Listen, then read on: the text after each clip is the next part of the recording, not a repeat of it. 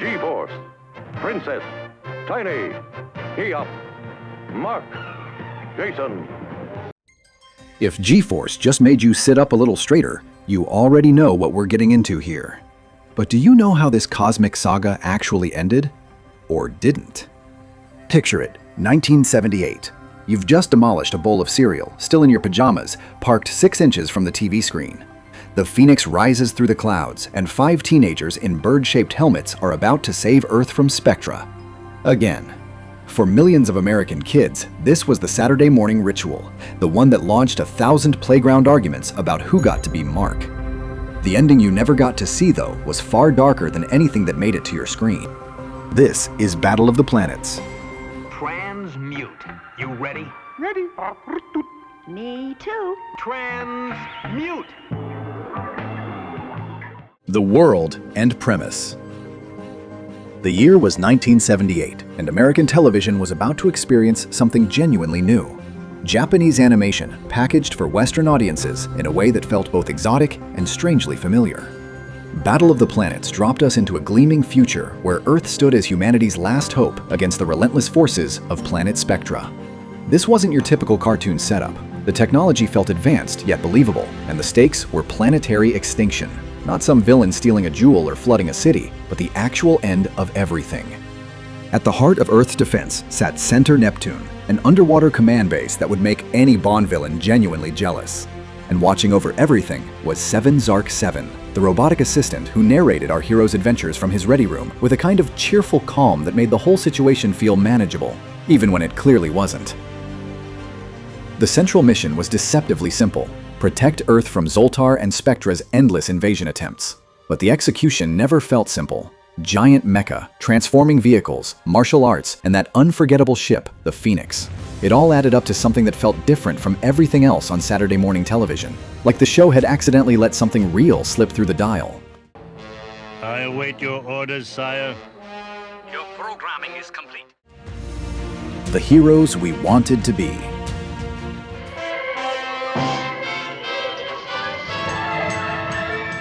Mark was the leader we all wanted to become. As commander of GeForce, he embodied everything a young kid imagined heroism could look like. Calm under pressure, decisive in battle, unwavering in his commitment to protecting Earth. When Mark gave an order, you followed it. Not because he demanded obedience, but because he'd clearly already thought through every angle while the rest of us were still catching up. Then there was Jason, the team's second-in-command and resident rebel. Where Mark calculated, Jason acted. He was the hothead, the one who'd rather punch first and work out the details afterward. And honestly, every team needs that person. Someone willing to break the rules when the rules stop working. Keop brought heart to the whole operation. The youngest member, whose unusual speech patterns made him instantly memorable, in a way that's difficult to explain, but genuinely impossible to forget. Tiny served as pilot of the Phoenix, the steady hands keeping that magnificent ship airborne through every battle, every impossible maneuver. Every near miss that had you gripping the couch cushions. Together, they weren't just a team. They were a family, forged in combat. And each member brought something essential that the others couldn't replace. When they linked up in that iconic formation, the playground debates that followed were entirely predictable. I'm Mark! No, I'm Mark! Everyone wanted to lead GeForce. Nobody ever volunteered to be the pilot. I'll take over, Tiny. Modulator set, fusion on. The women who made hearts race.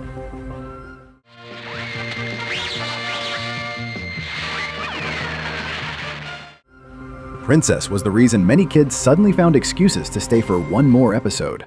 As the only female member of GeForce, she held her own in ways that genuinely mattered, and that distinction is worth sitting with for a moment. She wasn't there for decoration. She wasn't the one who needed rescuing. Princess fought alongside her teammates as a full equal, handling explosives, piloting her own vehicle, making decisions under fire with the same composure as anyone else on the team, and never once being treated like an exception to the rule. What made her truly unforgettable was the combination of combat skill and genuine warmth. Princess could take down Spectre soldiers in one scene and show real compassion in the next, and the show never treated those two things as contradictions. Never suggested she had to choose between being tough and being kind. For young viewers in 1978, that was quietly revolutionary stuff. Her relationships with the rest of the team added real emotional depth to missions that could have been purely action-driven, because she actually cared about these people. She worried about them. She fought for them, not just alongside them. First crushes are powerful things, and Princess taught a whole generation that strength and kindness had always been the same quality, just wearing different clothes depending on what the moment called for. What did you mean when you told Zoltar his trucks had never reached the jewels? I mined the road to the vault. The villains we loved to hate.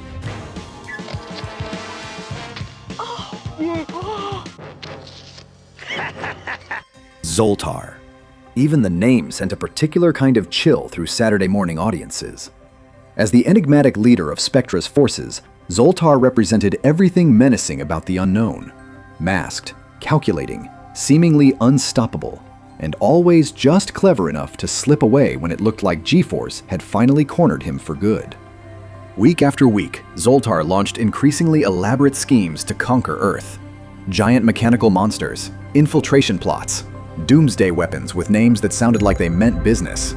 The variety was endless, the threat constant, and there was something almost grudgingly admirable about the sheer commitment of the man. But Zoltar answered to someone even more terrifying, the Luminous One, a mysterious entity pulling strings from deep in the shadows, representing a kind of cosmic evil that made Spectra's invasion feel like something more than simple conquest. There was something ancient about that threat, something that suggested this conflict had been going on long before GeForce existed and might continue long after all of them were gone. What made Zoltar truly compelling, though, was the persistence. Defeat after defeat, scheme after scheme, Zoltar always returned. This wasn't a villain who'd vanish after one bad week. This was an enemy genuinely committed to Earth's destruction, with the patience to wait, to plan, and to keep striking until something finally worked. For kids watching at home, that raised a question that never quite went away. Would GeForce ever truly defeat Spectra? Or were they just holding a line that kept moving? Like the old days, right? The most memorable episodes.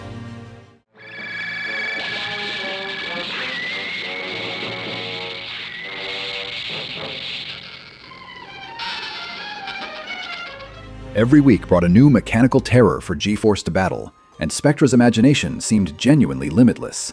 Giant robot creatures engineered for specific purposes, each one requiring fresh tactics from our heroes.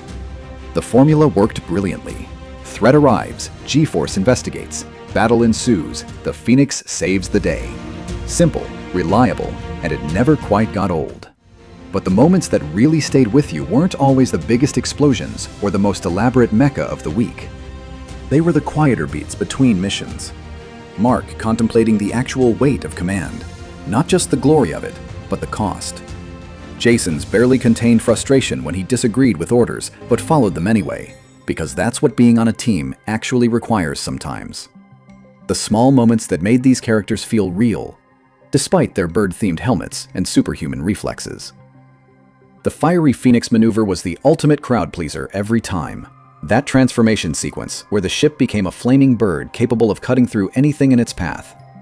When 7-Zark-7 announced the Phoenix was going fiery, you knew the battle had reached its peak, and the next 2 minutes were going to deliver.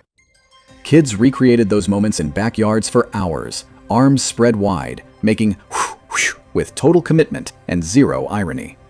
The Phoenix lived in imaginations long after the credits finished rolling. Understood? GeForce, we'll capture them! Poco, it's dangerous! The ongoing mission. The giant squid! Attack from the rear! Hard right! 85 episodes aired in America. 85 battles against Spectra. 85 times GeForce answered the call. What most viewers never knew was that they were watching a heavily modified version of something considerably more complex. The original Japanese series, Science Ninja Team Gatchaman, ran 105 episodes. 20 of those never made it to American screens. Stories carefully removed, softened, and reshaped for young audiences in ways that fundamentally altered what the show was actually about. And 7-Zark-7, that cheerful robot narrator explaining plot points from Center Neptune, he never existed in the original. He was created specifically for the American adaptation, designed to fill the narrative gaps left by removed content and provide family-friendly framing for action sequences that had been edited down significantly. When cities fell to Spectra attacks, Japanese audiences saw real devastation on screen. American audiences heard 7 Zark 7 explain that everyone had been successfully evacuated. Same footage, completely different emotional weight. Enemy soldiers defeated by GeForce were often redubbed as robots rather than human fighters. The war felt serious but sanitized, dangerous but ultimately contained. The original was telling a considerably darker story underneath all of it.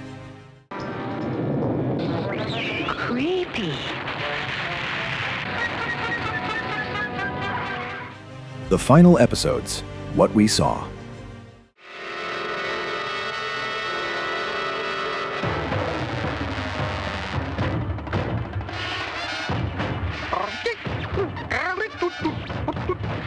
Battle of the Planets never really ended, at least not for American audiences. There was no dramatic finale, no ultimate confrontation between Mark and Zoltar, no definitive moment of victory. The American adaptation simply stopped, leaving virtually everything unresolved. Zoltar remained at large. The Luminous One continued scheming. Earth stayed in the exact same state of perpetual danger where it had spent all 85 episodes. For kids who'd invested years following GeForce's battles, this non-ending was genuinely bewildering. No announcement, no 2-part series finale, no real sense of closure. One week the show aired, then it didn't. The overarching conflict, Spectra versus Earth, Zoltar versus GeForce, remained frozen in stalemate, and an entire generation of viewers was just left to live with that unresolved feeling, which is its own kind of remarkable thing to sit with decades later. I see him, Key Up. Relax. Phoenix at 12 o'clock. Close up for attack. The true ending, what actually happened. Let's see.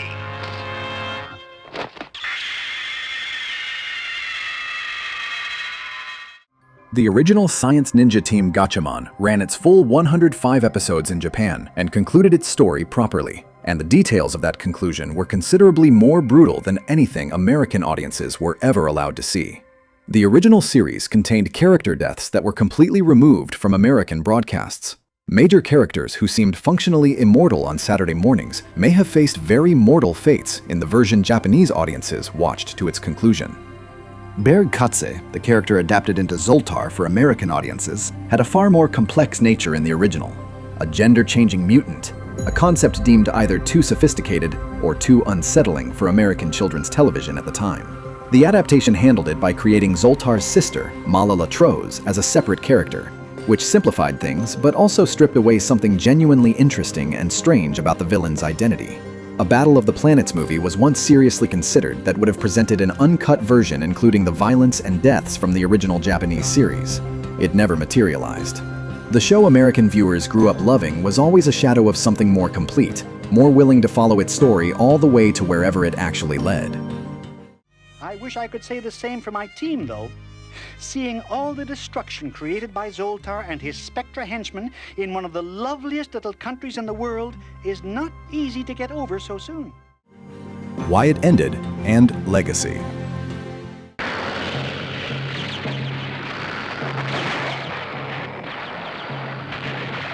This new Spectra spaceship seems impregnable.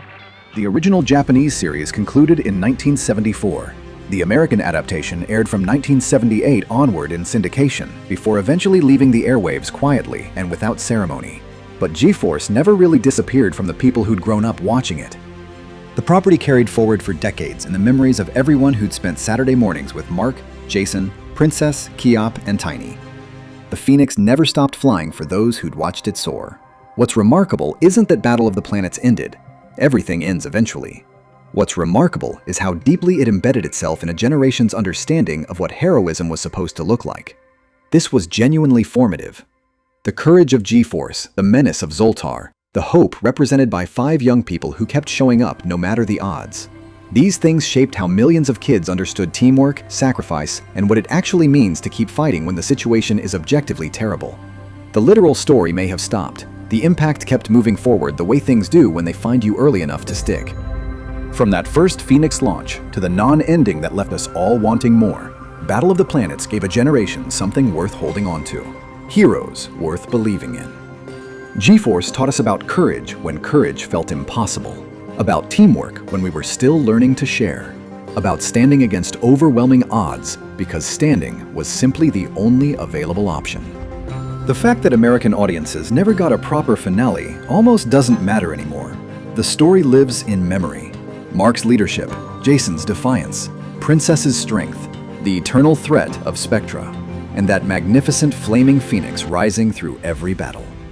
Which GeForce member were you on the playground? Drop it in the comments. We both know everyone was Mark. Subscribe for more from the Vintage Vault. GeForce.